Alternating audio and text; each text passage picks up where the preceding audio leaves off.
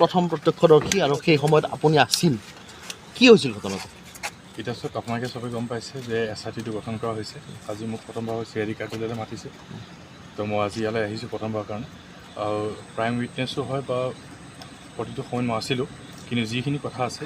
মই যিহেতু আমাৰ CID ফৰ্ম হৈছে SIT ফৰ্ম হৈছে তাৰপিছত মই এতিয়া তেনেকৈ বেলেগকৈ ষ্টেটমেণ্ট মই দিব নোৱাৰিম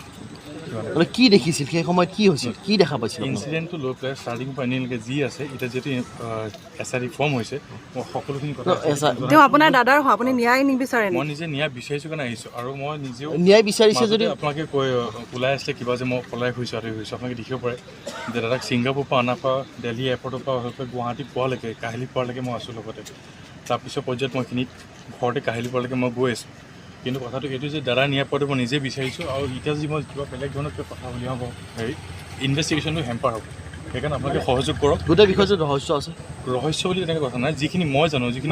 সন্মুখৰ পৰা আছিলে একদম সন্মুখতে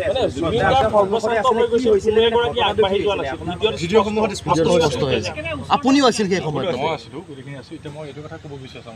যে এতিয়া অলৰেডি SITটো ফৰ্ম হৈছে কাৰণে আমি এভৰি লাইন কথা চব আমি ভালদৰে মই ইয়াত তথ্য দি গৈছোঁ আকৌ মোক মাতিব মোক এবাৰ কেতিয়ালৈকে মাতিছে মই এতিয়া ডেটটো দিয়া নাই মোক ফোন কৰি জনাব